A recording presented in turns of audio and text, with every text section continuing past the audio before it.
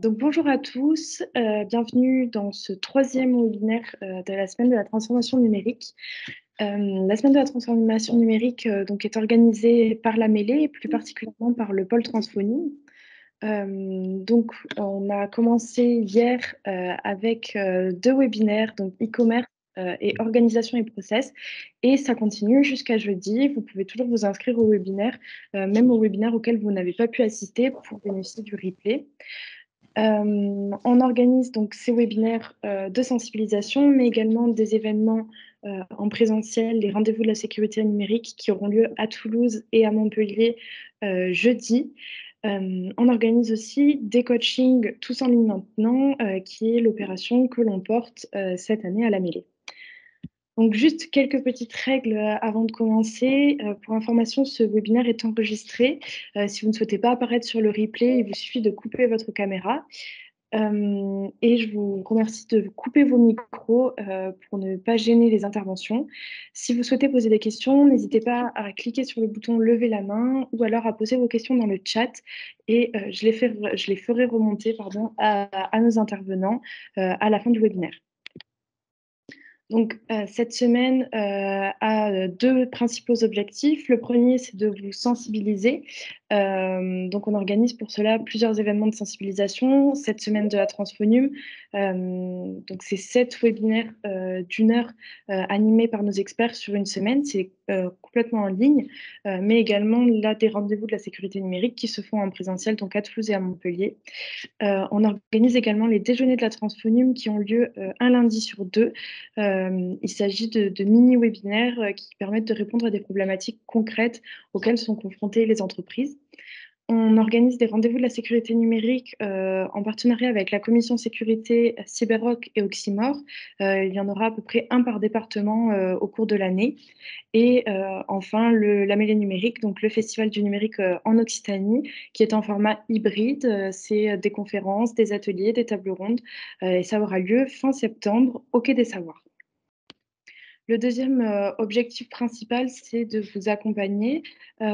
Pour cela, plusieurs dispositifs. Le premier, tous en ligne maintenant, que l'on porte donc à la Mêlée jusqu'à octobre 2022. Ce sont des coachings 100% financés par BPI France et qui sont à destination des TPE-PME qui ont plus de 2 ans d'existence et qui ont réalisé plus de 20 000 € de chiffre d'affaires sur l'un des 2 derniers exercices comptables. Si vous voulez en savoir plus, il vous suffit de vous rendre sur le site Tous en ligne maintenant. Je vous mettrai le lien dans le chat et puis de tester votre éligibilité. On propose également des mises en relation. Donc, on a tout un catalogue d'experts et on vous met en relation avec les experts qui correspondent à vos besoins. Et également sur la partie talent avec les jobsticks, donc tout ce qui est formation, apprentissage, recrutement. Si vous voulez connaître plus d'offres et savoir lesquelles sont les plus adaptées à votre structure, vous pouvez également vous rendre sur le hub Entreprendre. Je vous mettrai pareil le lien dans le chat ou alors sur France Relance Occitanie, qui est le guichet unique qui regroupe toutes les aides qui sont disponibles en Occitanie. Vous pouvez également vous adresser à l'adresse transphonium@lamele.com pour qu'on vous renseigne sur les offres qui peuvent correspondre à votre structure. Donc, je vais vous laisser avec nos intervenants pour ce webinaire en relation client et on se retrouve juste après pour les questions. Bon, ben c'est parfait tout ça. Merci Elise. Merci. Je bascule en mode présentation et vous me dites si vous voyez bien mon écran. On est bon? Allez, super. Ben, du coup, merci à tous de vous être connectés de bon matin. On va parler de différents sujets autour de la relation client. Moi, je vais parler plus spécifiquement d'un sujet qui concerne beaucoup de personnes, à savoir comment trouver des clients sur LinkedIn, comment s'y prendre sur ce réseau pour avoir des résultats concrets en 2022. Alors, je me présente très rapidement. Donc, moi, c'est Nassim Amis. Je suis le responsable de l'agence digitale Eagle Eye Digital, spécialisée exclusivement sur le réseau LinkedIn. Donc, dans ce que l'on va voir, ça va être un petit peu le best-of des stratégies, des pratiques qui permettent d'avoir des résultats concrets. Mais tout ça, je vous en dis plus dans un petit moment. Alors, dans ces 15 prochaines minutes, On va voir ensemble très rapidement pourquoi est-ce que LinkedIn est aujourd'hui un gros levier de croissance pour beaucoup d'entreprises et pourquoi est-ce qu'il faut mettre plus d'énergie sur ce réseau. Ce qui ne va pas sur LinkedIn aujourd'hui, parce que souvent quand on pense à LinkedIn et stratégie de développement, on a en tête quelques images, quelques a priori négatifs, on va en discuter et je partagerai avec vous la stratégie concrète que vous allez tous pouvoir reprendre et appliquer afin de l'appliquer sur vos activités respectives.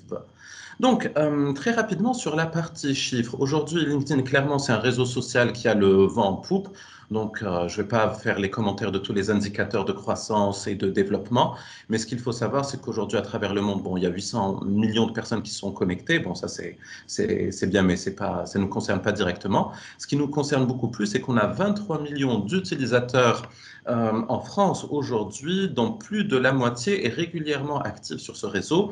Et on le voit bien, aujourd'hui, si on cherche le nom d'une personne, d'un contact professionnel, on tombe sur Google avant tout sur sa page LinkedIn avant d'arriver sur son site web.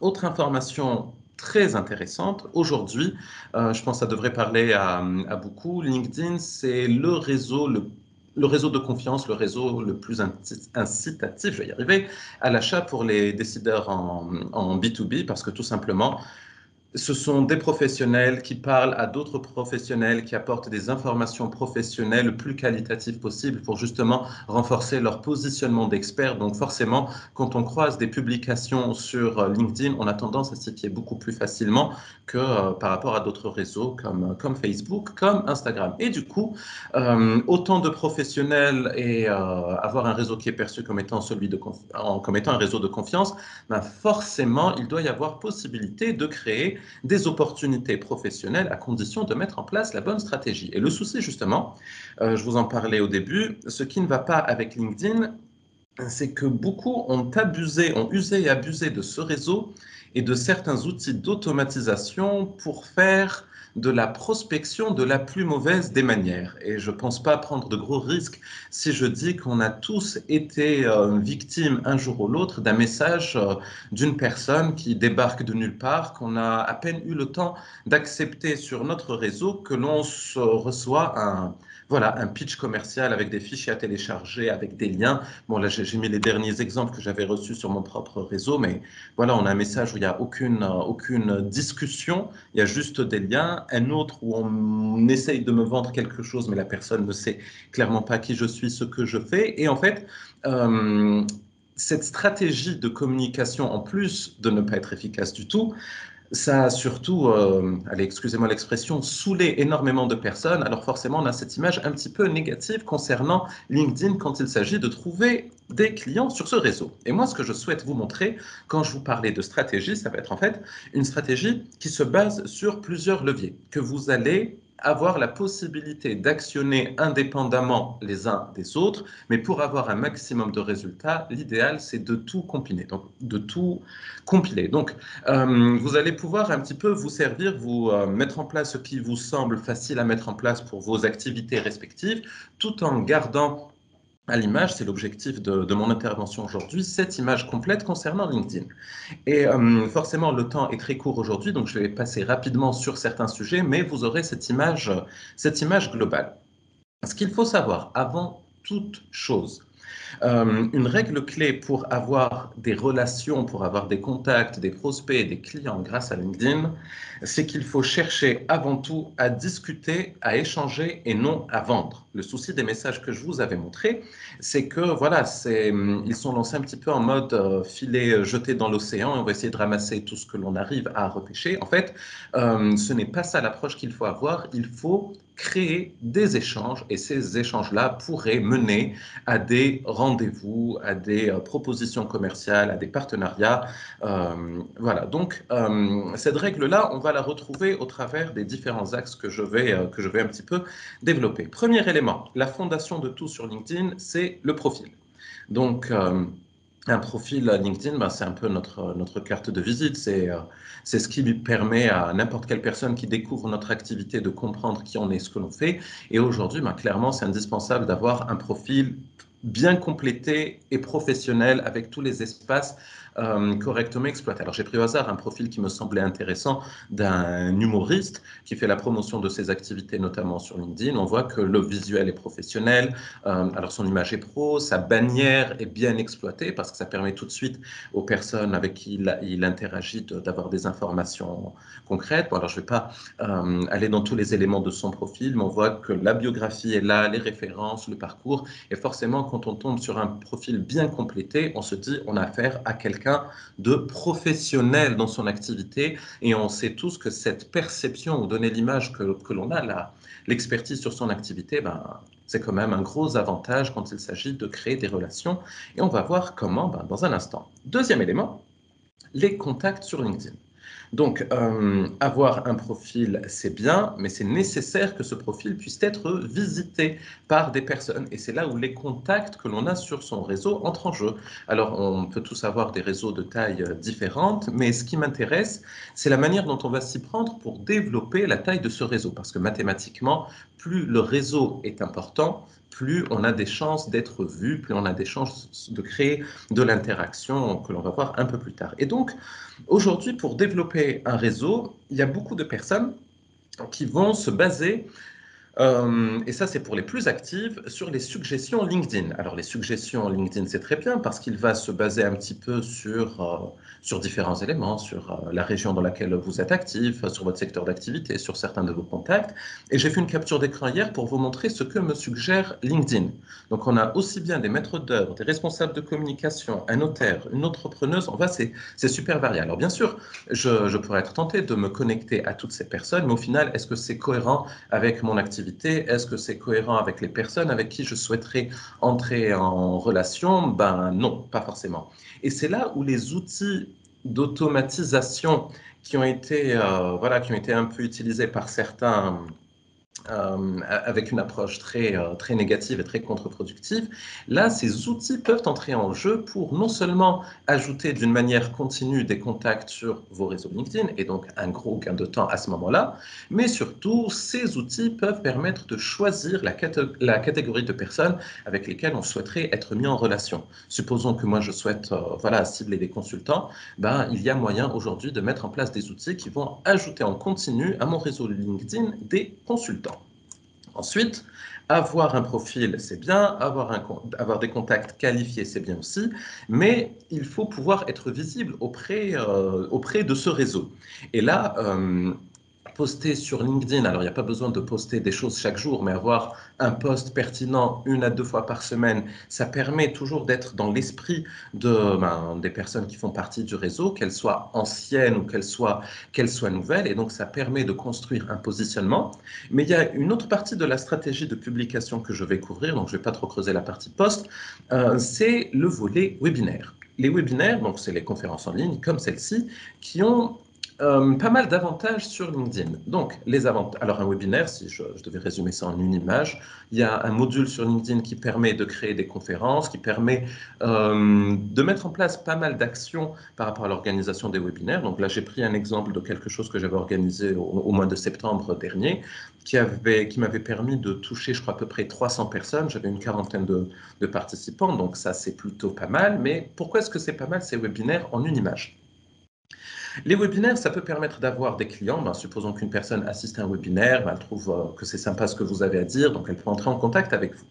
Mais il y a aussi les personnes qui vont comprendre que vous êtes expert sur votre thématique, mais qui n'ont peut-être pas de besoin immédiat, mais qui vont garder en tête que voilà, qu'elles peuvent faire appel à vous dans le futur. Mais en dehors des participants au webinaire, on a des personnes qui peuvent s'inscrire et ne pas participer, mais qui, elles, mais qui, elles, ont manifesté déjà un intérêt pour votre thématique. Donc, il y a possibilité d'entrer de nouveau en contact avec ces personnes.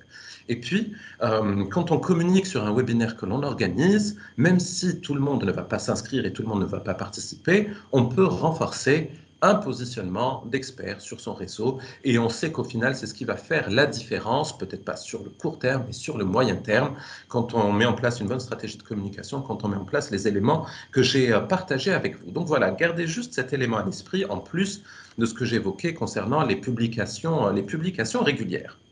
Après, j'aimerais vous parler de prospection sur LinkedIn. Donc, je vous ai montré des exemples de personnes qui utilisent des outils qui vont balancer un pitch commercial à la seconde où on accepte leur demande de connexion.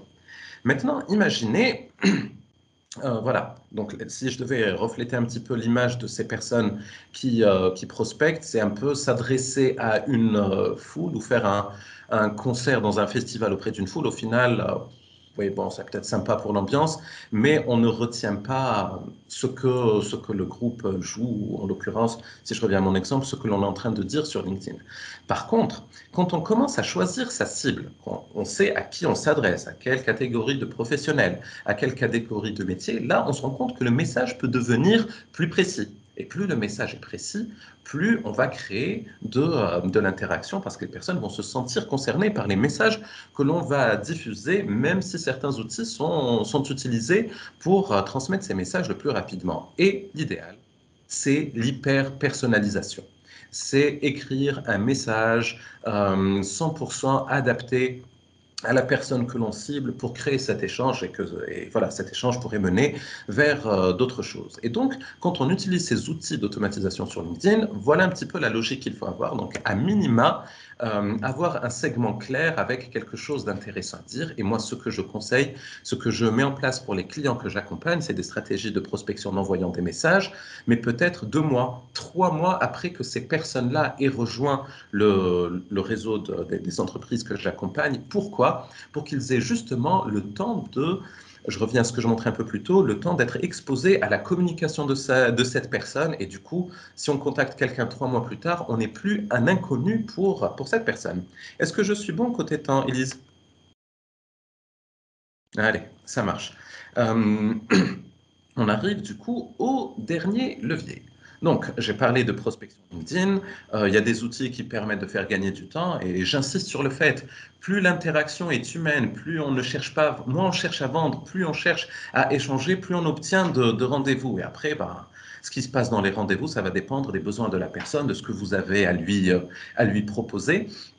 Mais il y a moyen d'aller plus loin, beaucoup plus loin en termes de prospection LinkedIn. Et je dirais même de prospection en partant de LinkedIn. Et là, je souhaite partager avec vous cette image. Alors, je vais vous donner les détails. Je vais vous parler de prospection multicanal. La prospection multicanal, c'est quoi? C'est tout simplement se dire, plutôt que de contacter quelqu'un sur LinkedIn, peut-être que la personne ne se connecte pas, peut-être qu'elle en a marre des messages, moi, je vais aller la chercher également par email et lui envoyer une sollicitation professionnelle classique. Et du coup, cette personne-là va me voir potentiellement apparaître sur son réseau LinkedIn, mais également dans sa boîte mail. Et là, c'est un peu comme quand on fait des achats en ligne, qu'on ne mène pas à bout la transaction, qu'on ne commande pas le produit, et qu'on va passer sur un autre site web et qu'on va voir une publicité qui nous suit. Du coup, ça va nous permettre de nous souvenir qu'on n'avait pas terminé quelque chose. Donc, le scénario que je suis en train de vous montrer ici, c'est imaginez si euh, vous ajoutez une personne à votre réseau LinkedIn et que le lendemain, vous lui envoyez un mail. La personne qui va recevoir ce mail, elle va se dire, ah tiens, mais ce nom, ça me dit quelque chose, c'est pas la personne qui m'a ajouté hier sur LinkedIn. Et du coup, elle va lire le message. Et là, on revient aux règles que je partageais un peu plus tôt. Il faudrait que le message, là aussi, s'adresse à une cible bien définie, qui contienne des éléments d'hyper-personnalisation, pas juste de personnalisation. Et une fois que la personne va lire le message, forcément, on obtient des réponses. Et là, cette stratégie est intéressante parce qu'on peut toucher beaucoup plus de personnes qu'avec de la prospection sur LinkedIn. Mais pour que ça fonctionne, alors le multicanal ne fait pas de magie. Il faut avoir une cible claire, il faut avoir une offre claire, il faut avoir une intention réelle d'échanger, de discuter, de conseiller cette personne, la personne ou les personnes que l'on cible. Mais quand on met en place ce type de scénario, donc un peu de LinkedIn, un peu d'email, dans certains cas, alors on peut même se programmer des actions d'appel téléphonique, on obtient pas mal de rendez-vous. Et je voulais partager avec vous le type de message qu'on utilise au niveau de mon agence. Donc là, vous avez une partie de mon équipe. On est 6 aujourd'hui à travailler sur les projets LinkedIn. Je vous invite à juste regarder les photos, parce qu'aujourd'hui, il y a des outils qui permettent de mettre de la personnalisation dans les photos. Celle de gauche, vous voyez par exemple un écran d'ordinateur avec un site, seulement c'est le site de la personne que l'on est en train de contacter. Là, l'image sur la droite, alors elle peut sembler rigolote, mais les retours que l'on a, c'est que les gens sont amusés, intrigués, ils comprennent qu'ils sont en train d'être démarchés, mais il y a un petit côté sympathique, il y a un petit côté, voilà, on essaye de discuter, on a fait un effort pour toi, est-ce que ça ne serait pas judicieux pour toi d'accepter le rendez-vous qu'on te propose? Et au final, bon, alors ça, j'avais fait cette capture d'écran là la semaine dernière, quand je commençais à préparer la présentation, ben, voilà, un résultat obtenu par Dorian. Ben, bonjour Dorian, je pourrais être intéressé par votre offre de service. Pouvons-nous convenir d'un call ou Teams sur ce sujet? Donc, il n'y a pas de magie, comme je vous l'ai dit, mais c'est juste des outils qu'on a aujourd'hui à notre disposition pour accélérer la prise de rendez-vous. Donc, je vais conclure mon intervention sur deux choses et on pourra prendre les questions par la suite. Donc, n'hésitez pas à les marquer dans le chat ou en fin de webinaire, on pourra en parler. Donc, j'ai deux replays où je traite des sujets que j'ai abordés d'une manière beaucoup plus détaillée. Donc, pour ceux que ça intéresse, n'hésitez pas à m'ajouter sur LinkedIn, à m'envoyer un message et je vous transmettrai ces liens. Comme ça, voilà, vous aurez plus de détails sur les sujets sur lesquels je suis peut-être passé trop vite. Et puis, le dernier élément de la stratégie, c'est que tout ce que j'ai montré, donc les leviers de 1 à 5, ça permet de créer de l'interaction, ça permet de créer des rendez-vous.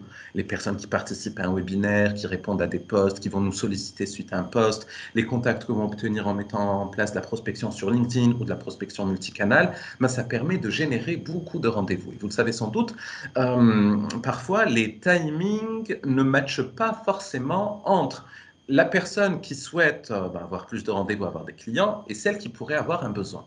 Et on se retrouve souvent avec des réponses du type, quand on met en place ce type d'action, ah oui, ce que vous dites, ça m'intéresse, mais le timing n'est pas bon pour moi. Ça ne sera pas sur ce mois-ci. On reprend contact dans un mois, dans 2 mois, dans 3 mois, dans 6 mois. Et donc, on a des personnes qui ont de vrais besoins, mais c'est juste une question de timing. Et le levier 6, oups, alors ça, ça aurait dû s'afficher. J'ai raté le petit effet sur ma présentation, mais je vous le dévoile quand même. Le levier 6, c'est tout simplement le suivi. Tous ces contacts-là doivent être suivis et il faut avoir les outils pour pouvoir le faire et ça fera l'objet de l'intervention de Thierry un peu plus tard. Et bien sûr, une fois que l'on aura obtenu des clients supplémentaires grâce à cette stratégie, il faut savoir gérer la relation client, il faudra les fidéliser et ça sera l'objet de la prochaine intervention. Voilà, voilà, je vous remercie de m'avoir écouté et du coup, ben, je donne la parole à Jean-Christophe si tu es prêt. Nassim, je suis prêt. J'entends juste un écho. Ouais. Bon, merci Nassim pour cette présentation vraiment très complète. On comprend mieux pourquoi LinkedIn, pourquoi Microsoft a payé 26 milliards LinkedIn. C'est effectivement un produit extrêmement puissant. Alors, je vais partager maintenant ma présentation. Voilà. C'est parti. Est-ce que c'est tout bon pour vous? Alors, je me présente. Donc, Jean-Christophe Lussier. Moi, je suis le CEO de Kitties. On est une start-up installée à Montpellier, spécialisée dans la récompense de l'acte d'achat. Voilà. Moi, je vais vous parler de la relation client. Jean-Christophe, on voit ton bureau. Oui. Ah, on voit mon bureau, pardon. Oui. Donc, c'est pas bon. C'est parce que je voulais partager.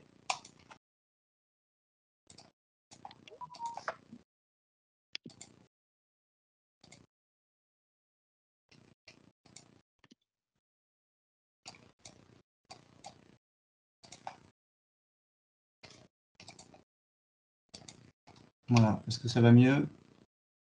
Ça vient. C'est bon. C'est bon, allez, je diffuse. Très bien. Donc, je suis le CEO de Kitties. Voilà, donc je me suis présenté. Je vais vous parler de la relation client. Voilà. Nassim nous a parlé de l'outil extrêmement puissant de LinkedIn. Maintenant, la question, c'est comment se positionner face à ses clients. Pourquoi faut-il s'intéresser à ses clients? Donc, c'est tout le but de la relation client. Donc, la vision stratégique, déjà, ce qu'il faut savoir, c'est que dans une entreprise, ce qui est important, c'est d'avoir une vision stratégique et notamment un positionnement. Le positionnement d'entreprise, c'est quoi? C'est avoir une mission, c'est avoir une vision, et c'est avoir des valeurs. Ce sont avoir des valeurs. Alors, par exemple, la mission de Google, c'est quoi? La mission de Google, c'est de rendre l'information universelle dans le monde. Voilà. Donc ça, c'est important de le définir dans une entreprise, quelle qu'elle soit. Que vous soyez une TPE, une PME ou une grande entreprise, il faut que vous ayez cette mission, que ça soit clair. C'est la raison, en fait, la mission, c'est ce qu'on veut faire, ce qu'on veut vendre et pourquoi on existe. Voilà. Ensuite, on a la vision. La vision, c'est comment je vois les choses. Quels sont mes objectifs et comment je veux les mettre en avant. Et puis les valeurs, c'est la culture de l'entreprise, c'est l'ADN, et ça c'est important. Donc Google, sa mission, c'est de rendre l'information universelle, et puis sa vision, c'est de la mettre à la disposition en un clic. Et puis sa valeur, ça va être de dire que l'information, elle est accessible à tous et qu'elle doit se partager sur Internet. Nous, par exemple, Kitty's, notre mission, c'est de soutenir le commerce et le pouvoir d'achat. Notre vision, c'est de se dire qu'on pourra le faire en récompensant le consommateur et en créant du lien. Et puis, nos valeurs, eh bien, c'est tout simplement l'humain. Alors, un focus sur comment se passaient les choses avant. Avant, l'entreprise, elle se positionnait uniquement sur une question de profit. C'est-à-dire, ce qui était important, c'était l'intérêt de l'entreprise et non pas ses clients. Et puis, depuis qu'Internet est apparu, eh bien, les choses sont différentes. Maintenant, le focus, il est principalement sur le client.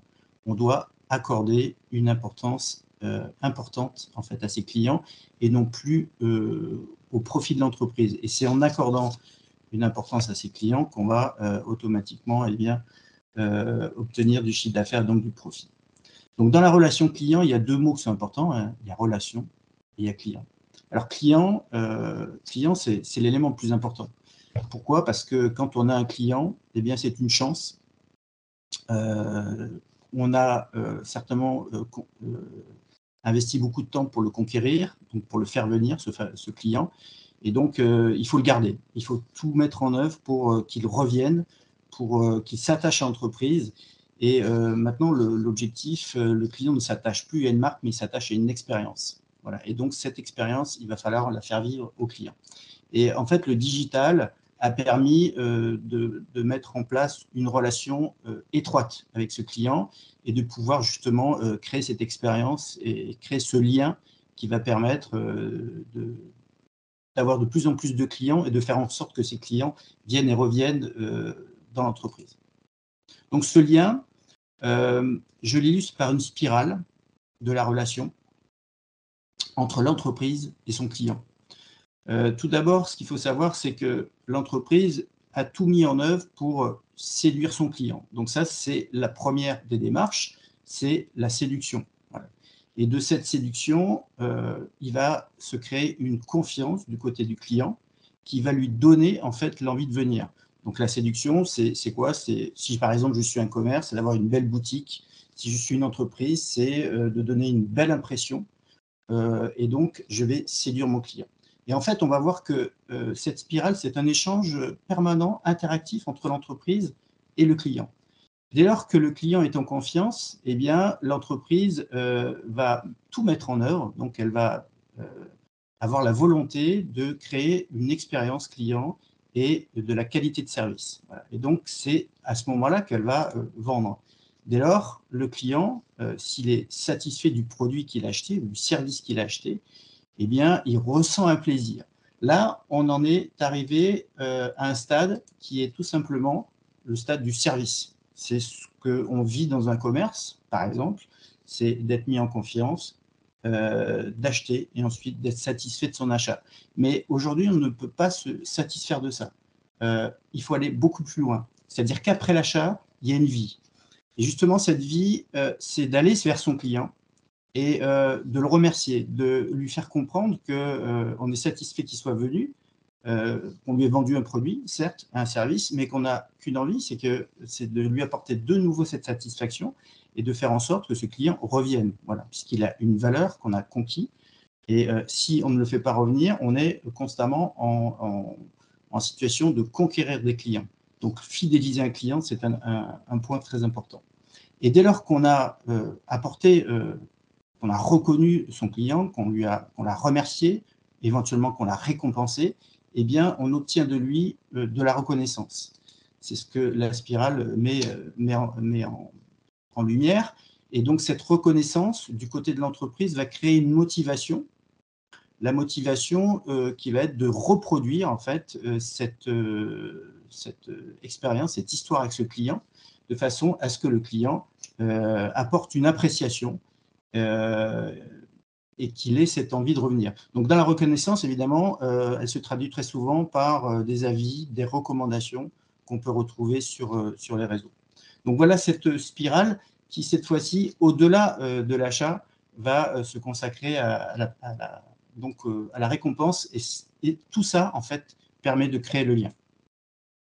Donc, les mécanismes, je reviens sur les mécanismes. Donc, on a cette fameuse phase de récompense, de remerciement du client qui est importante, qui va permettre d'apporter de la reconnaissance au client. C'est-à-dire que le client a une valeur vis-à-vis de l'entreprise, et donc il n'a qu'une envie, en fait, ça va être de revivre l'expérience avec l'entreprise, et donc probablement de revenir. Et donc cette reconnaissance va créer une émotion, et cette émotion va créer un attachement à l'entreprise. En fait, vous avez créé de cette façon du lien. Et ce lien qu'on crée avec son client, on le retrouve par exemple dans le monde animal, puisqu'un animal va s'attacher à vous dès lors que vous lui avez apporté une récompense. Je donne l'exemple d'un sucre qu'on va donner à son animal de compagnie. Il va être reconnaissant de ce geste-là. Ça va lui donner l'envie, en fait, de revenir, un attachement. Et ça, c'est de la dopamine. C'est ce qu'on appelle l'hormone du plaisir. Le cerveau, dans les neurosciences, l'identifie comme ça. C'est que dès que j'ai un plaisir ressenti, eh bien, mon cerveau va faire en sorte que je revive cette expérience et donc que je revienne soit vers mon maître, soit vers l'entreprise qui m'a apporté ce service. Alors, je vais l'illustrer par rapport à ce qu'on fait. Nous, Kitty, justement, on s'est vraiment basé sur la stratégie de la récompense pour faire en sorte de faire venir et revenir les clients dans les commerces, puisque c'est notre, aujourd'hui, activité. Et donc, on a mené des opérations avec des collectivités. Et là, vous voyez le message qui est assez clair, qui est un message qui consiste à récompenser l'acte d'achat dans les villes. Et donc, c'est notamment Montpellier, mais on l'a fait dans plus de 100 territoires où on va récompenser les actes d'achat dans tous les commerces d'une ville. Et de cette façon-là, on crée en fait de l'afflux dans les commerces. Donc notre solution, elle permet, elle, de programmer des offres de cashback, tout simplement. Voilà, on va récompenser l'acte d'achat dans les commerces, et donc ce sont des offres en pourcentage très souvent. Alors, cette stratégie-là, elle permet de remercier le client en le récompensant, tout simplement. Mais on peut aussi récompenser le personnel, puisque finalement, dans la relation client, il y a aussi les collaborateurs dans l'entreprise qui peuvent être impliqués dans cette démarche de reconnaissance. Et quand on les implique, eh bien, on les engage, voilà, tout simplement. Donc, au travers de notre solution, eh bien, quand le commerçant récompense son client, eh bien, le client peut récompenser en retour le personnel grâce à un système de pourboire digital. Voilà, tout simplement. Donc, le flux des récompenses, tel que nous, on l'a mis en place et qui fonctionne, ça fonctionne ainsi. Donc, quand je vais faire un achat que je paye en carte bleue, je vais automatiquement cagnoter. Donc, ça va être, je vais récupérer le montant de cette fameuse récompense cashback, qui est la conséquence de mon achat. De ce cagnotage, je vais récompenser le personnel, et j'ai donc bien un avantage que je vais pouvoir soit encaisser sur mon compte bancaire, soit aussi que je peux offrir à une œuvre. Donc, vous voyez que dans le mécanisme de la relation client, il y a en fait un principe de satisfaction à apporter au plus grand nombre, bien évidemment à ses clients, mais aussi à son personnel, de façon à créer ce lien et donc cette relation client qui sera ensuite propulsée évidemment par les outils, notamment LinkedIn, mais Thierry va aussi nous montrer les outils de CRM qui permettent de propulser tout ça. Donc nous, côté Kitties, voilà ce qu'on peut vous apporter, c'est à la fois peut-être une inscription sur notre plateforme, mais Nous avons aussi une base de données assez évoluée qui permet de connaître tous les parcours de consommation, puisqu'on a plus de 30 millions de transactions bancaires. Et donc, on développe notamment des applications. Si vous avez des projets de ce côté-là, nous avons les équipes pour créer des outils, des applications ou des sites Internet. Voilà, je vais te passer la parole, Thierry. Pour ma part, c'est terminé. Parfait, parfait. On prendra donc les questions-réponses éventuellement en fin de session. Donc, pour le coup, je vais basculer sur mon écran. Vous me dites si vous le voyez.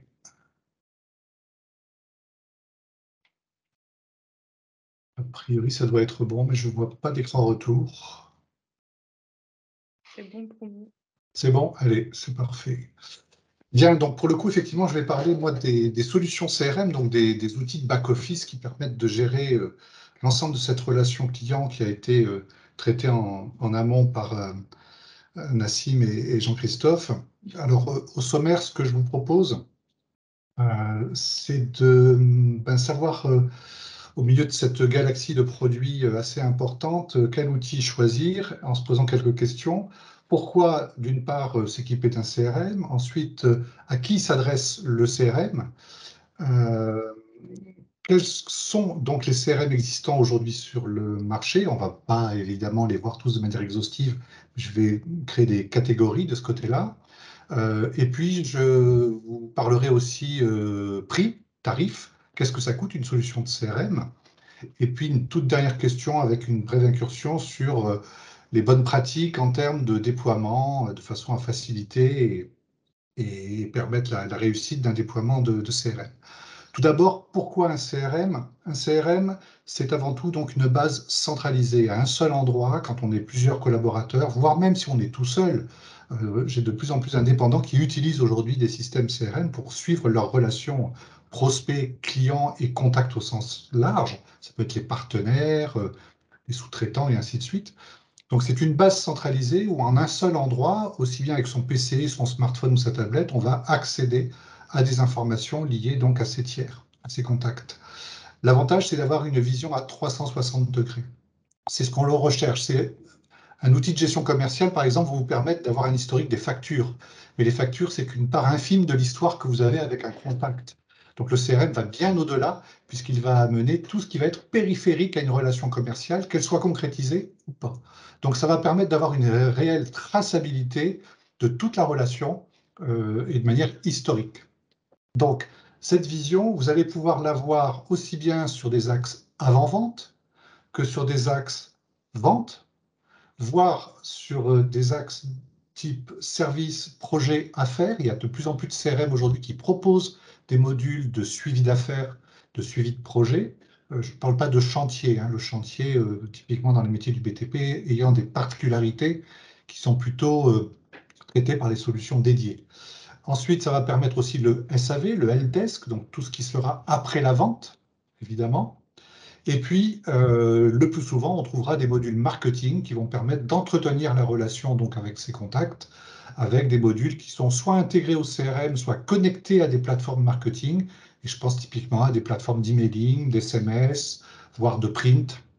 Donc là, il existe pas mal de solutions de ce côté-là. Donc ça, c'est le pourquoi un CRM. À qui s'adresse le CRM? Aujourd'hui, le CRM s'adresse très clairement à toutes les structures. Comme je viens de vous le dire, ça peut démarrer dès le besoin d'un indépendant, d'une personne, d'un consultant qui va travailler seul. Vous avez certainement une tête bien faite, mais vous avez, quand vous êtes indépendant, beaucoup de sujets à aborder. Et clairement, à un moment donné, on a des limites. Donc, avoir un CRM simplement pour y tracer les faits importants, il ne s'agit pas de tout saisir et de tout tracer, mais il faut avec pertinence saisir et laisser les informations tant qu'à l'intérieur de son CRM. Évidemment, les structures les plus friandes de CRM aujourd'hui sont les TPE, PME, PMI, ETI. Alors, clairement, le taux d'équipement aujourd'hui des CRM en TPE, il est à moins de 30%. En PME, PMI, il est autour de 45%. En ETI, il est à 90%, on peut le dire, voire quasiment à 95%. C'est pas pour autant sur une PME, PMI ou une ETI que le taux d'équipement est important et que le CRM est bien utilisé. Il y a des utilisations qui sont plus, on va dire, intelligentes que d'autres. Et puis, dernière population qui est de plus en plus friande aujourd'hui de CRM, ce sont les commerçants, voire les e-commerçants, bien évidemment, puisque ça leur permet, comme l'a expliqué Jean-Christophe, de pouvoir en back-office établir une relation suivie et qui va perdurer dans le temps.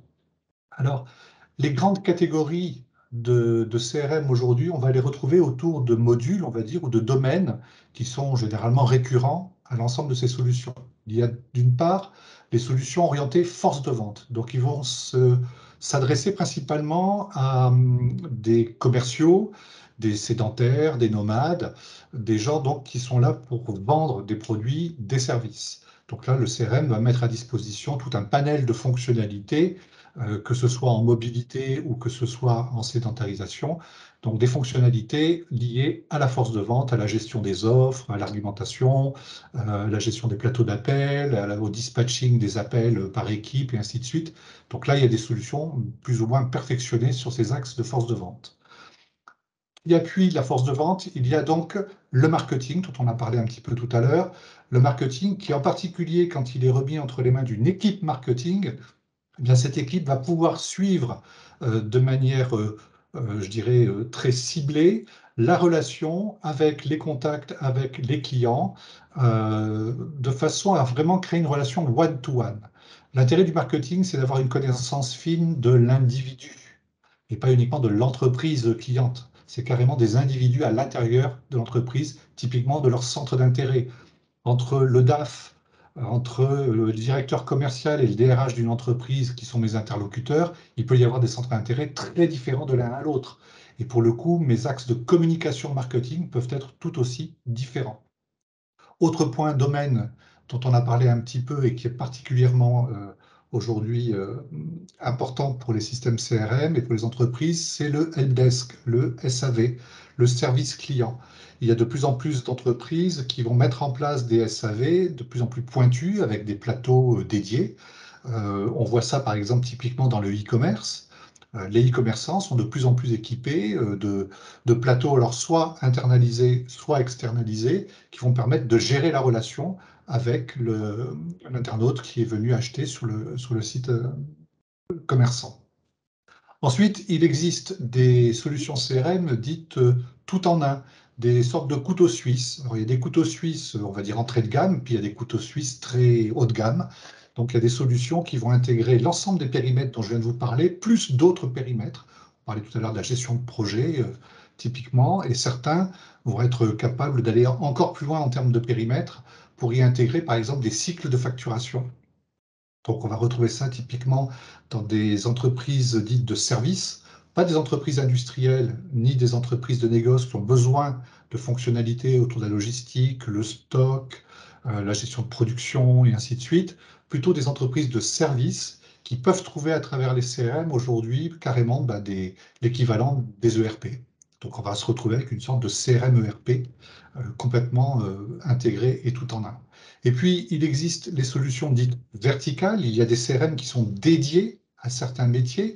Vous allez trouver des CRM pour je sais pas moi, des gens dans les bureaux d'études, d'experts géomètres, par exemple. Il y a des CRM dédiés à l'assurance, au métier de l'assurance. Il y a des CRM donc liés comme ça à un ensemble de métiers. Et il y en a pas mal aujourd'hui sur le marché français qui sont souvent en plus d'origine française.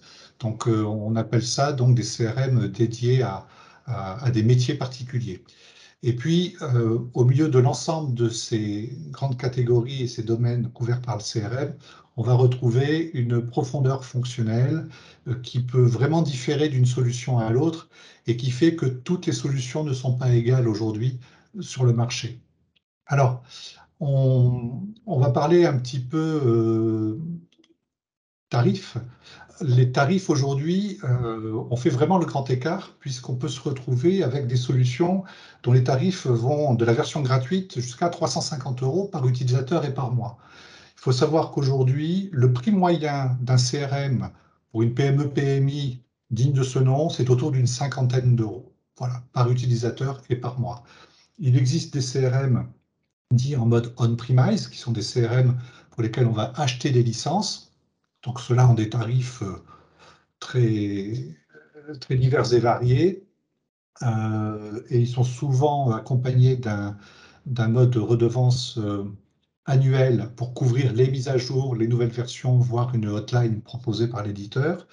Mais il faut savoir qu'aujourd'hui, pas loin de 80% des CRM qui se vendent sur le marché français sont vendus en mode abonnement, donc avec ce coût moyen d'environ une cinquantaine d'euros. Alors, je vous ai mis ici quelques exemples. Vous voyez qu'il y a des solutions qui vont démarrer à 25, 40, 65 euros ici, sur du Simple, Microsoft qui va de 25 à 300 euros, du FICI qui est un éditeur européen qui monte pas mal, de 55 à 85, ou alors du Microsoft, où c'était du Salesforce qu'on envoyait par exemple de 25 à 300, ou du Microsoft de 97 à 177. Donc il existe de tout en termes de tarification aujourd'hui. Et là, il est important effectivement aussi de regarder les solutions qui sont mises à votre disposition. On parlait de solutions gratuites. Il existe quelques CRM gratuits, et je dis de vrais CRM totalement gratuits à vie. Ils sont rares. Généralement, la gratuité, elle est valable un temps, souvent 15 jours, un mois, 3 mois, voire gratuité complète, mais sur un périmètre extrêmement restreint et sur lequel vous allez devoir ensuite passer assez rapidement à la caisse, on va dire. Donc aujourd'hui, les solutions les plus souvent rencontrées, vous avez ici quelques logos, on va dire, de sociétés éditrices de logiciels de CRM que l'on rencontre, nous, typiquement chez CRM ERP Catalyst assez régulièrement. Donc il y a des grands leaders mondiaux comme Salesforce, comme Microsoft, comme Zoho, FICI dont je parlais, qui est un Européen qui monte fort, Simple, qui est un petit Belge aussi, qui a aussi de fortes valeurs ajoutées à proposer avec de larges périmètres fonctionnels à des prix très raisonnables. HubSpot, qui fait un vrai carton en France depuis 2 ans maintenant, qui propose des solutions surtout très axées marketing, mais qui va permettre aussi de gérer du CRM classique, on va dire.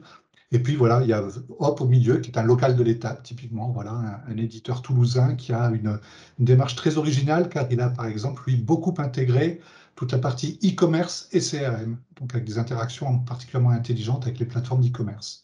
Et puis après, du Ines, du Everwin, du Pipedrive. Donc voilà, il y a aujourd'hui 196 logiciels définis sur le marché français. Et à côté, vous avez sur la droite des logiciels qui sont plutôt typés ERP et qui intègrent des modules CRM en leur cœur et qui vont permettre à des entreprises plus organisées, plus importantes, de pouvoir donc sans souci traiter des fonctionnalités CRM. Il n'est pas rare aussi de voir des solutions ERP couplées avec les CRM que vous avez ici sur la partie gauche. Donc, ce n'est pas du tout incompatible et c'est même assez fréquent.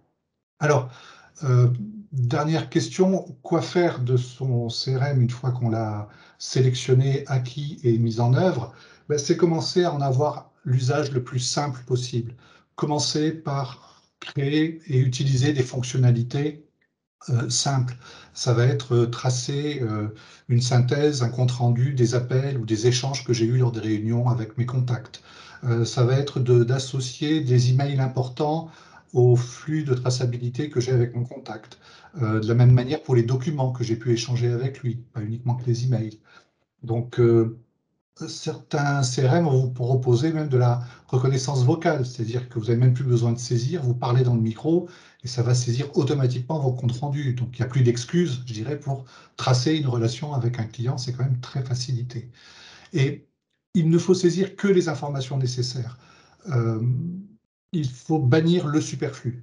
Il n'y a pas besoin de faire de la littérature quand on fait un compte rendu. On met des mots-clés, des phrases clés, des phrases courtes, et c'est ce qui permettra d'avoir une lecture tout aussi rapide, soit si vous avez besoin de vous relire, ou que des collègues ont besoin simplement de lire vos notes, suivant un rendez-vous, par exemple, ou un compte rendu. Ensuite, ce qui est important, c'est d'avoir le réflexe de périodiquement nettoyer sa base. Quand je dis nettoyer sa base, je prends un exemple, typiquement, personnellement, allez, on va dire à peu près tous les 2 mois, je procède à un traitement de dédoublonnage. Pourquoi? Parce que mes collègues peuvent être amenés à avoir créé par accident, de manière involontaire, des doublons sur les contacts que nous avions en base. Il n'y a rien de plus insupportable que d'avoir une base non dédoublonnée. Donc, lancer un dédoublonnage, c'est une façon de ramener l'information à l'intérieur d'une seule fiche plutôt que d'avoir 2 fiches avec de la déperdition d'informations. Et puis, chose importante, c'est avoir un usage en mode collaboratif. C'est étendre l'utilisation de son CRM aux autres collègues de l'entreprise, voire aux partenaires. De plus en plus, on ouvre aujourd'hui ces CRM vers les partenaires, certains vont jusqu'à donner des accès, voire même à leurs fournisseurs, à leurs sous-traitants. Pourquoi pas? C'est tout à fait envisageable. Il y a beaucoup de CRM aujourd'hui qui proposent un mode portail, voire qui vont proposer un mode utilisateur avec des profils donnés et des accès filtrés. Donc il ne faut pas hésiter effectivement à étendre l'utilisation de son CRM à d'autres populations. J'en ai presque terminé, simplement pour vous dire que chez CRM ERP Catalyst, vous avez vu qu'on a rajouté en haut le logo CRM ERP Catalyst, on a un modèle d'entreprise qui consiste à aider les entreprises à choisir parmi les 196 logiciels de CRM du marché, les 152 ERP de la même manière. Donc on travaille avec des services originaux, on fait un focus sur les besoins et les enjeux des entreprises à travers une grille donc, que l'on a déjà préétablie. On va permettre à l'issue de cette grille de sélectionner des leaders, des challengers, donc des solutions adaptées aux besoins qui viennent d'être recensés. On ne travaille plus sur cahier de charge, on travaille sur cahier de consultation. Ce sont des documents très simples qui viennent appuyer la grille et qui vont camper le décor et cadrer le besoin donc, de l'entreprise de façon à pouvoir solliciter des éditeurs, des intégrateurs qui vont devoir répondre donc à notre consultation financière. Donc voilà, j'en ai terminé sur la présentation des outils CRM de manière très synthétique. Si vous voulez en savoir plus, n'hésitez pas à me rejoindre soit sur LinkedIn, soit à travers notre site crmerpcatalyst.com. Élise, je peux te passer le relais pour la suite, s'il y a des questions. Oui, alors, j'ai une question. Alors, c'est une question. J'ai un écho. Non, on t'entend bien. C'est que de mon côté. Donc moi, ma question c'est quel est globalement le budget alloué à la relation client pour une TPE, donc avec tout ce que vous avez présenté tous les trois depuis le début du webinaire, en pourcentage à peu près? Alors, relation client, si je parle des outils comme je viens d'en parler, on l'a dit, il y a pour des TPE des CRM qui, entre 25 et 50 euros par utilisateur et par mois, vont donner l'accès à la licence. Ensuite, il y a les coûts d'intégration. Il y a des entreprises qui choisissent des CRM qu'elles mettent en œuvre elles-mêmes, par leurs propres moyens. Donc, ça coûtera le temps que vous allez y passer, tout simplement. Et puis, il y a d'autres entreprises qui demandent à passer par un distributeur ou un intégrateur qui va proposer des services. Les services d'un intégrateur, ça peut être facturé à l'heure, ça peut être facturé à la journée. Et les tarifs, je dirais, bon an, mal an, ça peut aller de 700 à 1200 euros une journée de consulting en fonction de la solution. Donc, ça peut être exceptionnellement en dessous si c'est un consultant indépendant. Mais là, faites attention, hein, il n'y a pas de bonnes affaires non plus. Hein. Quelqu'un qui est vraiment très peu cher, il faut vérifier pourquoi il est si peu cher. S'il est bon, il a un tarif normal. Les tarifs normaux en France, on les connaît quand même. Mais voilà, ça donne un petit peu un ordre d'idée. Et le temps nécessaire au déploiement d'un CRM, ça peut être entre 3, 8, 10 jours pour des petits CRM. 10 jours, c'est déjà un moyen CRM. Et pour des CRM plus haut de gamme, ça peut être plusieurs mois de déploiement sur de très grosses équipes. Ok. Est-ce que dans les participants, vous avez des questions? Si vous avez des questions, c'est le moment de les poser. Ah, j'ai une question de Yasmine. Pour Nassim, on a l'impression que LinkedIn est devenu aujourd'hui le Facebook des professionnels. Comment se démarquer et rendre son post attractif pour attirer plus de likes et accroître sa visibilité? Alors, je peux vous donner une petite astuce. Il faut se dire que sur LinkedIn, on doit donner envie à la personne de lire le post. Et qu'est-ce qui donne envie à une personne de lire un post? C'est premièrement quand il y a une image qui interpelle, la personne est en train de scroller, nouveau verbe du premier groupe, donc l'image permet d'interpeller. Ensuite, on a un petit extrait de post qui apparaît avant d'avoir la suite. Mais il faut utiliser ces deux premières lignes pour donner là aussi envie à la personne de cliquer en créant de la curiosité, en mettant une question.